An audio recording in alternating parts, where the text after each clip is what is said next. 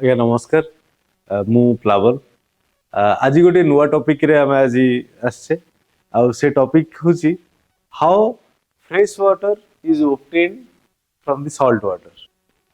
आपण माने एतिकी जानिथिबे जे कि अर्थ को गोटे ब्लू प्लैनेट बोली कहा जाए काहे कि ना 71% of earth is covered with water. 71% आज्ञा 71% भावुथिबे जे कि बहुत बड़ कहीं ना एथिरे बहुत पानी अच्छी बट से आपण जानी कि आश्चर्य हेबे जे कि only 2.5% of that earth that water is drinkable माने यूजेबल बाय एनिमल्स।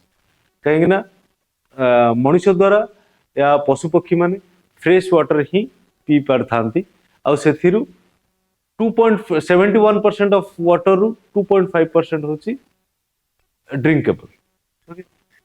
तो एमती बहुत जगह अच्छी जो थी कि आज का डेट रे पानी रो शॉर्टेज अच्छी इवन जगह जोटा कि समुद्र रो बहुत पाखरे बहुत ही पाखरे समुद्र उपकूलवर्ती थाई कि भी तांको पाखरे फ्रेश वाटर पीबा पाई नाही। तो सेठी कोन करा जाए ना सेठी किछि स्पेसिफिक मेकानाइज्ड वे रे फ्रेश वाटर क्रिएट करिया को पड़े। तो सेही प्रोसेस को कहंती डिसैलिनेशन। डिसैलिनेशन प्रोसेस रे आमे फ्रेश वाटर ऑब्टेन करू salt water.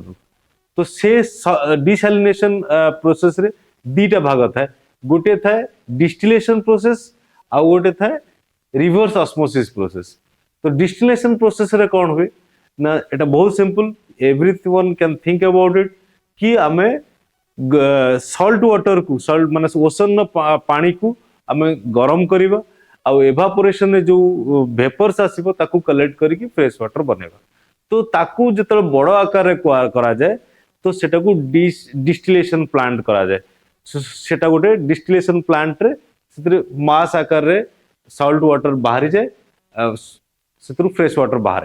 Okay then another process होची रिवर्स ऑस्मोसिस प्रोसेस।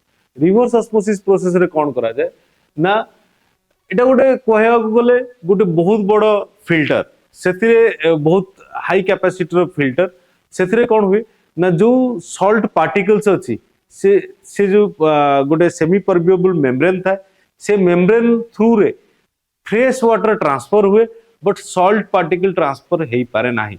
तो ता पोर्स उडा एते छोटो था जे कि वाटर पास हे जीवो but salt water salt particles pass होबोनी। तो दैट इज गोटे अंडर प्रेशर एटा करा जाए and that is a reverse osmosis method. तो ये दीटा मेथड रे हमें फ्रेश वाटर जनरेट कर पारु आउ all together this process is called desalination माने salt removal process to make fresh water. Okay just a second टिके रहिबे आमे माने एही सब innovative and interesting educational topics को नै कि न्यूज़पेपर पब्लिश करछु जार ना होची माय किड्स पेपर। एही paper both English and Odia रे अछि।